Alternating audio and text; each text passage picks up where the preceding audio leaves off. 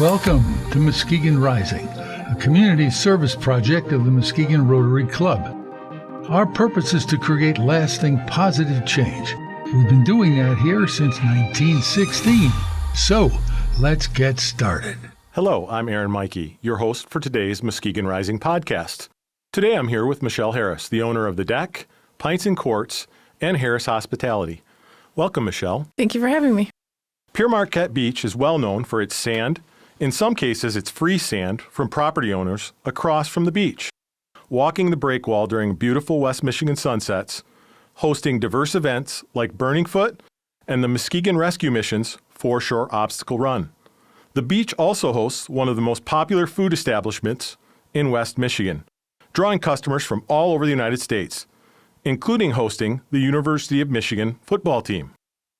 The Deck has become a hot spot for locals and tourists. Michelle, how did The Deck come to fruition? Well, we're going into our 10th season this year. So we, it came to that they were asking for bids for that location. It was a few things before, Captain Jack's, all those other places. And they were just looking, but had been shut down for a few years. And they were looking for people to take it on and bring it back to life. So we went to the city commission and kind of just gave them our ideas and what we're looking to do. And they gave us the approval to do it. And then just went from there. And you've really done it. Yeah, we have. It's quite an amazing spot. And it has grown so significantly. I moved to Muskegon in late 2017. Remember going there, and it was just a really small establishment. How did you make it so large? Well, obviously it took 10 years to get to where we're at, but, we just saw the demand for it. We had the small area, the original deck that we had, and we were always on a wait. We were always busy. We were turning customers away. We couldn't, live music was just becoming too much up in the old part, the deck area. So we have just came up with, solutions to the problem. So, that's when we did the first expansion over at the deck and moved the music and the stage down below. And then, again, it just kept growing and growing and growing, and we needed another expansion. So then we moved the stage closer to the pier and then added another bar down there with some, seating up top, different deck areas and some swings and stuff to be able to, accommodate everybody. So we kind of just went with, the demand of what, Muskegon and people that are vacationing here, needed from us. That's amazing. So staffing is an issue for everyone across West Michigan and Michigan in general. How many staff do you employ during peak times? Well, during the summer, we have about 300 on staff. Any given shift, we have well over 100. And we have a lot of different departments at the deck. We have servers, hostesses, food runners, expos, to-go kitchen, takeout window, merchandise, bartenders, bussers. So there's a lot of kitchen, line cooks, dishwashers. So there's a lot of different departments that we have, at the deck to make it successful. You just have to have a huge staff. So how do you recruit those staff members? Well, we actually, we do shut down Pints and Quarts just to help because it's so busy there that it's nice for us to keep our whole upper management together and without, it's just nice that we're all together. And a lot of kids come home from college. So it's a perfect summer job for kids who are just looking, for a quick summer job. And a lot of, kids who it's their first time ever having a job. We have a lot of 14-year-olds that work for bussers and stuff like that. So, it's just good for kids. And then they work 1 year and then they keep coming back every year. And then the bussers will turn into expos and then they'll turn into hostesses. And then when they turn 18, they'll turn into servers. So, the same with the young kids who, some of them are food runners who start out at 16 years old. And by the time they're going into college, they come home and they want to cook or they want to, so if I get them for 1 year and they like it, I usually have them for a good 5 to 6, 7 years, for the majority of them, they come back every year. That's amazing. It really speaks to your leadership. My family and I go to the deck too often, probably. You wouldn't say that. But I always see you out working. When I'm there, Michelle is out on the deck and walking around, and I usually try not to bother you because I see how busy it is. So it just speaks to your leadership. Several of my neighbors have worked for you, and they just glow about you. What's your secret? Well, thank you.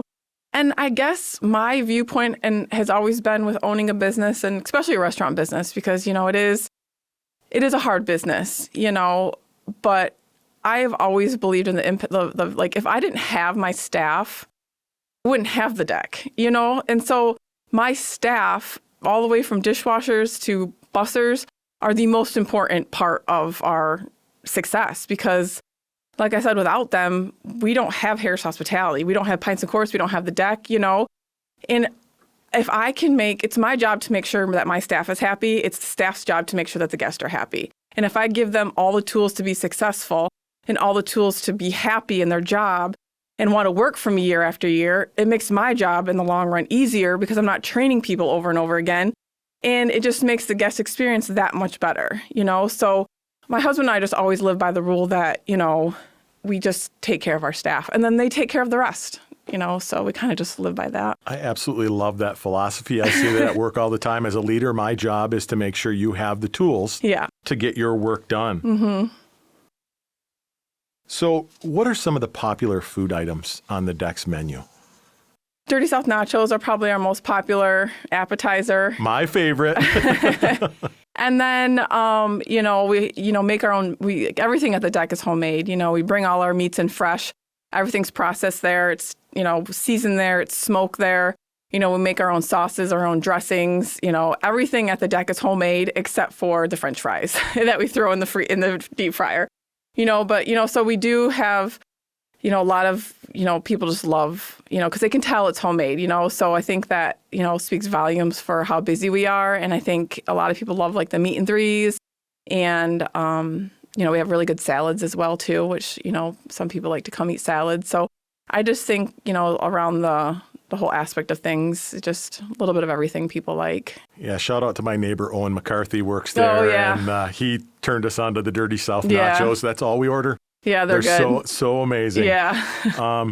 We have probably 100 of your cups at our home. Mm-hmm. My kids love the version drinks. Now you're giving them the buckets, which they come home all sugared up. Yeah. What type of drinks do you serve, and what are your most popular drinks there? Well, our most popular drinks are our frozen drinks. Our most popular one, I believe, is the pina colada. But then we also, have strawberry daiquiris. We do, margaritas. We home make our, and we, make our own mixes. All of our mixes are made from scratch, and we use Pints as like our commissary kitchen. So they make all of our, drink mixes and everything like that, and, ship them down to us. And, like any given Saturday, we could go through like 35-gallon Cambros of like margarita mix and stuff. So you kind of just have to have a lot on hand. And I think that, our frozen drinks are definitely our most popular.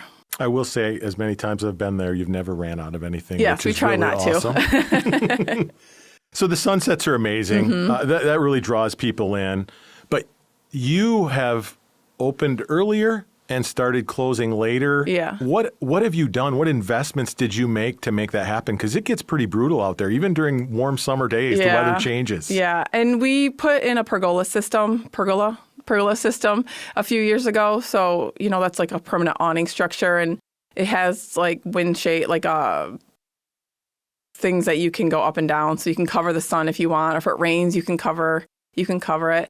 And then just at the end of this season, we added wind shades, because the wind down there tends to get pretty brutal, and it is really kind of, guests don't want to sit in certain locations because it's too windy, and then it just gets to be kind of, it's really hard to manage that when you're, trying to get in a bunch of guests through. So we invested in some wind shades, which we haven't used those a ton because, like I said, it was towards the end of the season, but I'm really looking forward to getting to use those this year. What I love about the deck as well, and it brings me back to, I grew up in mid-Michigan, and you have a crest pontoon on the beach. Mm-hmm. And those are made in Owasso, Michigan. Yeah. Those don't know. I worked in Owasso for a while with the college, and that was just my first experience. Like, oh my gosh, this is really amazing. Yeah. And you set people on that pontoon. Yes. Do you have special requests when they say, yeah. I want to sit on the pontoon? Yeah, especially the little kids. They always want to sit on the boats and stuff like that. So, yeah. So we talked a little bit about the growth of the deck. How do you, other than demand, it is so creative, swings and stairs, and it all interconnects. Who do you engage with to plan that? Well, my husband and I kind of just had been mulling. My husband's very creative, and he's very think outside the box kind of guy. So he kind of started like with this idea of like the bridges and stuff like that and the shipping containers. And then we have a very creative team as well. And then we kind of just take it to the next level. Like we give ideas of what we're thinking. And then our team kind of just says, okay, well, if we did this, what if we did this? And if we did this, what if we did that? You know, so I think it was just a collaboration between our whole team and kind of what we're thinking. And, you know, working there without things, you kind of get to understand what you need to be successful and what you need efficiency-wise to make it, you know, easier for the staff, easier for us, and better for the guests as well, too. That's amazing.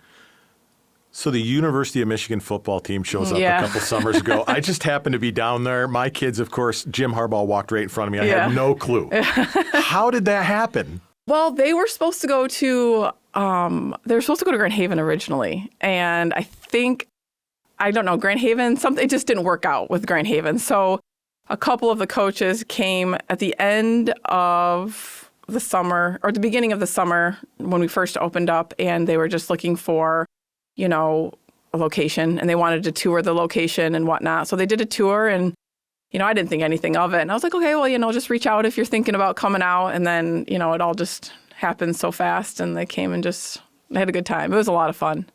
And it could be said that the deck food led them to the national championship, right? When I was there, I was so impressed by their character, of their players and their coaches. Mm-hmm. I walked through, and Harbaugh was in socializing with everybody, signing every autograph. Their players were playing volleyball out with local kids. Yeah. And one of the coaches shook my hand and said, "Thank you for having us." Yeah. I mean, they were so gracious for you. They were very respectful and very, like you said, gracious, and just, I don't know, it was just an overall great time. It was amazing. So Pints and Quarts is celebrating this year? 20 How many years? 20 years, right? Mm-hmm. And you said you closed that during the summer, which is a bummer because I live close by, but then I can go to the beach. Yeah. It's just too busy? Yeah, the deck is just too busy. You know, and like I said earlier, we just want to have our whole team together. And we were open, you know, we did keep Pints open for a while, and then it was just the deck grew and grew and grew, and our staff was just getting spread thin.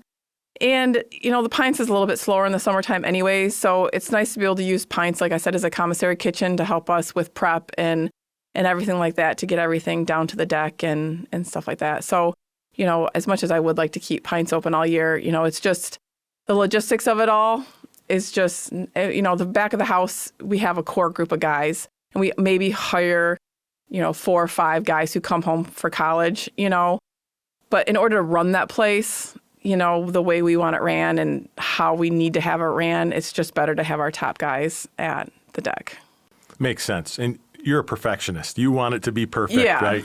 And I don't want to be stressed out doing it. Well, you want to have fun. Yes, yeah. And that's probably why all of these young college and high school kids want to come work with you. You're having fun. Yeah. They're working really hard, I think. They are. Hearing you talk, I talk to young kids all the time. It gives me hope that they want to come work for you because it's not easy. No, and I think, you know, this year I noticed a lot more that kids want to work more. You know, it's like even my bussers who are 14 who don't really need to work, but maybe their parents want them to work, or they want to have like a little bit of extra spending money, you know. But on like rainy days or something, if I call them off, then like, no, I really want to come to work. I don't want to get called off. I don't want to do this. And, you know, I'm like, have seen like, especially with like back of the house kitchen guys too, they just think everyone just wants to work now more than I think they had in the past. But so I think we're on the upturn of it all. So I love it. It's amazing. Yeah. Music, live music, 7 days a week, all summer long. Yeah. How did you pull that off? Well, we have Ira as our sound guy, and he, my husband used to do the bookings for all the live music, and we work with Jared out of Grand Rapids. He's a booking agent. So he books about 90% of our band schedule with Ira, our sound guy. And so they kind of tackle it together, and they go, you know, find new talent and, you know, get the people we like back and all that stuff. So they're responsible for all that stuff. And it's great music. I laugh because I'm not going down there to dance. People are in the sand dancing. It's got to be a terrible workout. Yeah, exactly. Exactly. So what else would you like to say about the deck or Pints and Quarts or Harris Hospitality as we wrap up? I just think, you know, we appreciate all of Muskegon. And, you know, I think Muskegon is becoming more of a tourist town. I think we're getting we take, phone numbers for reservations. And I talk to a lot of people down at the deck, and, a lot of people are traveling here for vacation. And, we're just really grateful for Muskegon and, all the opportunities it's given us to raise my family here and have a successful business, and being able to employ people who have, and which allows them to have families and jobs and houses. And, so that's just, I'm really thankful for that. And, I just am always thankful for the people in Muskegon who support us. Well, thank you, Michelle. Yeah. You have a great business. Thank you. Are keeping our young kids local. Yeah. You're providing a great service, and you're bringing people from all over to Muskegon, and that's what we want. Yeah, I agree. So thank you so much for participating in Muskegon Thanks for Rising. Thanks for having me.